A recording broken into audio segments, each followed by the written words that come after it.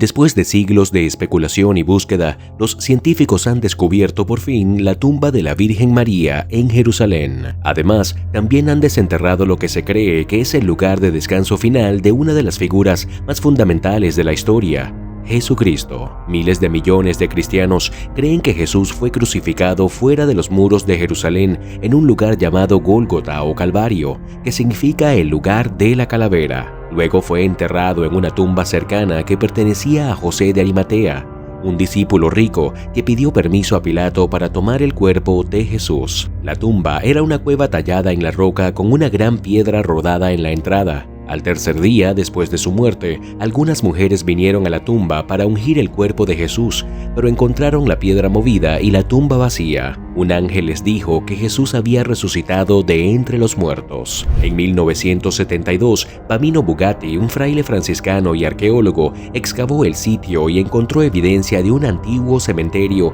que pertenecía al primer siglo. Bugatti interpretó los restos para indicar que la estructura inicial del cementerio consistía en 3 cámaras, siendo la tumba real la cámara interna de todo el complejo, consistente con las costumbres de ese período. Posteriormente, la tumba, interpretada por los cristianos locales como la de María, fue aislada del resto de la necrópolis, cortando la roca circundante alrededor de ella. Se construyó un edículo sobre la tumba, una pequeña iglesia superior sobre una base octagonal que fue construida por el patriarca juvenil en el siglo V, la cual fue destruida durante la invasión persa del 614. Jerome Murphy O'Connor escribió que una iglesia fue mencionada solo a finales del siglo IV y que si fuera verdad que fue destruida en 614, fue reconstruida y visitada por Arculfo alrededor del 670, quien la describió como de 2 niveles y redonda. ¿Cuál es el significado de la Virgen María en la tradición cristiana? La Virgen María tiene una posición primordial en la tradición cristiana, profundamente venerada desde la era apostólica y frecuentemente representada en el arte, la música y la literatura occidental. Aunque las referencias bíblicas a María son limitadas, han proporcionado una base para una devoción rica y duradera. La doctrina cristiana sobre María ha evolucionado a lo largo de los siglos, capturando sus roles como la garantía de la encarnación, la Madre Virgen, la Segunda Eva o la Madre de Dios. Varias denominaciones cristianas dedican numerosas fiestas a ella, con varios días santos de obligación en la Iglesia Católica. El Nuevo Testamento enfatiza la humildad y obediencia de María, convirtiéndola en un modelo para los cristianos a través de los siglos. A pesar de los detalles limitados en el Nuevo Testamento, la piedad y teología cristiana han construido una representación comprensiva de María. Este desarrollo se alinea con su predicción en el Magnificat de que todas las generaciones la llamarían bienaventurada. María es mencionada por primera vez en la historia de la Anunciación, donde se describe que vivía en Nazaret y estaba desposada con José. Su última aparición en el Nuevo Testamento es con el grupo de personas que oraban después de la ascensión de Jesús, Hechos 1:14. Los evangelios también relatan su visita a Isabel, el nacimiento y la presentación de Jesús, la visita de los magos, la huida a Egipto. Aunque estas referencias significativas no forman una biografía completa de María, su papel es más crucial en las narrativas de la Natividad y la Pasión, sirviendo como prólogo a la historia de Navidad y estando al pie de la cruz durante la Pasión. La reflexión cristiana sobre María se ha centrado en estas escenas bíblicas con interpretaciones que varían entre diferentes denominaciones y teólogos. Estas diferencias a menudo dependen del punto en el que creen que la evolución legítima de la doctrina mariana concluyó. El descubrimiento de la Casa de María, conocida como la Casa de la Virgen María, es un sitio venerado ubicado cerca de Éfeso, en el suroeste de Turquía, cerca de las ciudades de Seljuk e Izmir. Esta modesta casa de piedra está situada en una zona apartada del monte Coros, que significa Monte de los Ruiseñores. La autenticidad de la casa de la Virgen María ha sido un tema de controversia. Los escritos de Brentano fueron posteriormente encontrados con numerosas exageraciones, lo que llevó al escepticismo. La Iglesia Católica no ha reconocido oficialmente el sitio, aunque ha sido bendecido por las visitas de los papas Juan Pablo II y Benedicto XVI. otorgándole una medida de respaldo eclesiástico. A pesar de los detalles, la casa de la Virgen María se ha convertido en un sitio de peregrinación para cristianos y musulmanes. Para los cristianos, María es venerada como la madre de Jesucristo, mientras que los musulmanes la honran como la madre del profeta Jesús. Ella es una de las pocas mujeres mencionadas por su nombre en el Corán, donde un capítulo está dedicado a ella. La estructura existente en el sitio no es de la época de María. Sin embargo, una piscina bautismal cercana ha sido datada a la era apostólica, lo que sugiere la presencia de una comunidad cristiana temprana que pudo haber buscado refugio aquí de la persecución romana. Esfuerzos recientes de datación por carbono indican que partes del sitio original podrían datar de la época en que vivieron María y Juan. Sin embargo, la búsqueda continua de pruebas de autenticidad no ha disminuido el significado espiritual del sitio para muchos.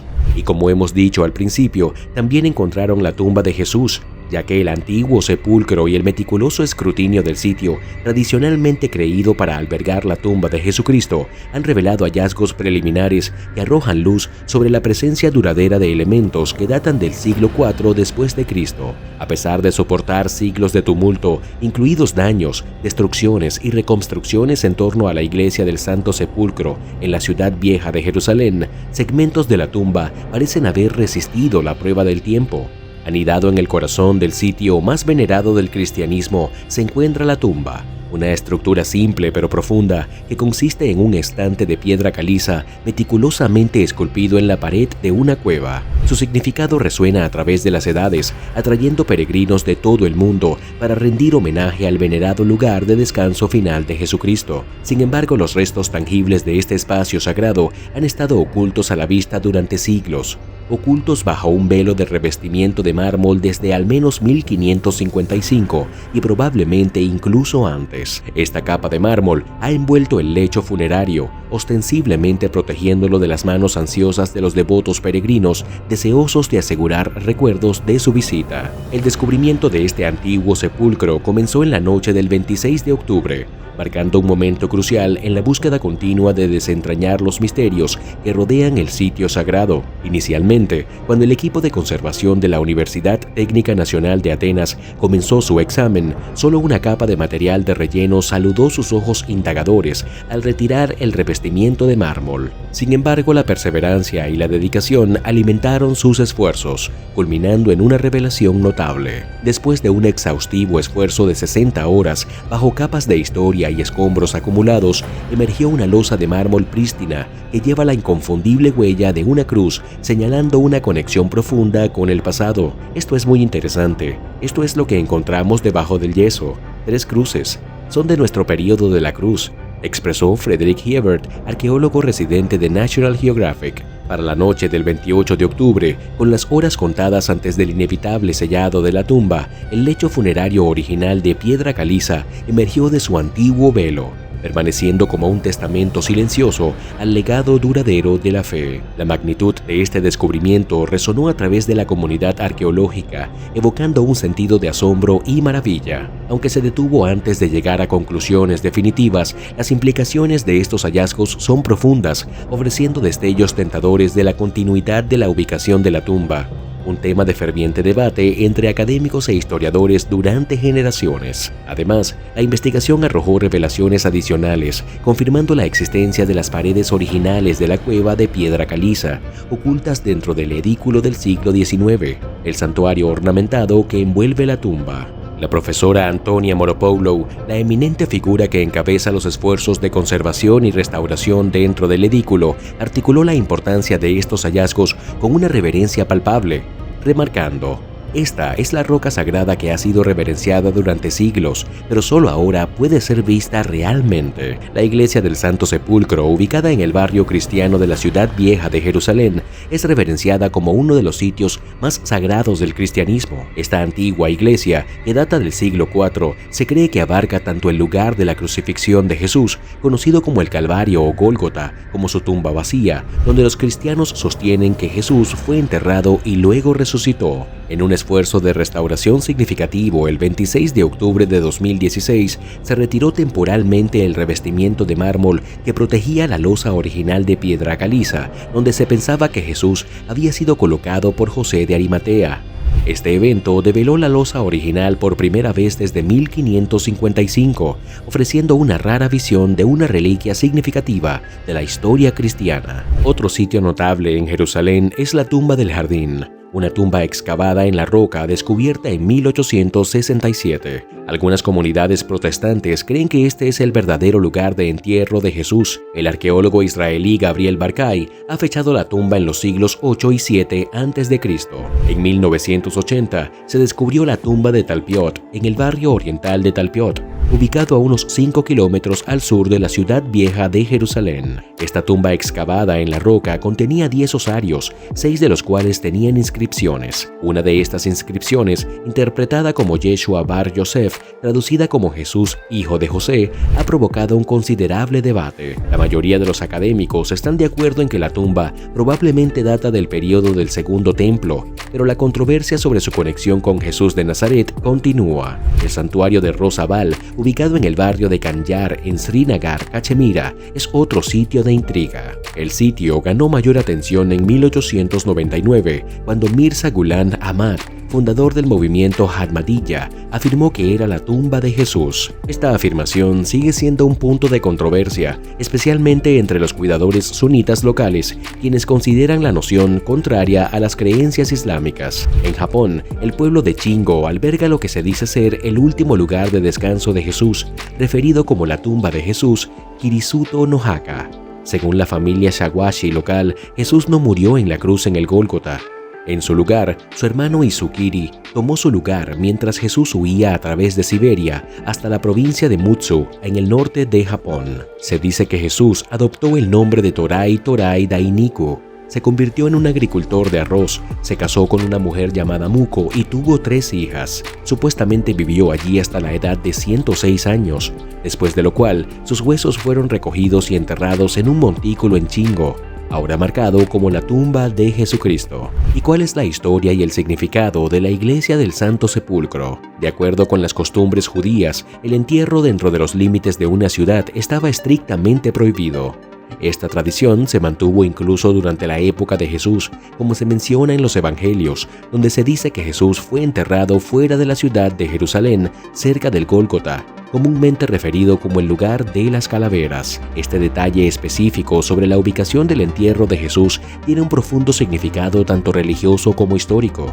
Sin embargo, la dinámica en torno a este sitio de entierro experimentó una transformación significativa poco después del entierro de Jesús. La rápida expansión de las murallas de la ciudad de Jerusalén incluyó efectivamente al Gólgota y la tumba adyacente dentro de sus límites. Esta expansión alteró inadvertidamente el paisaje y el contexto del lugar de descanso final de Jesús, trayéndolo dentro de la jurisdicción de la ciudad. Siglos más tarde, aproximadamente en el año 325 después de Cristo, la narrativa de la tumba de Jesús cobró nueva atención impulsada por el fervor de los representantes del emperador Constantino. Estos emisarios emprendieron una misión para localizar el sitio sagrado del entierro de Jesús. Según la leyenda, su búsqueda los llevó a un templo erigido por el emperador romano Adriano, aproximadamente 2 siglos antes.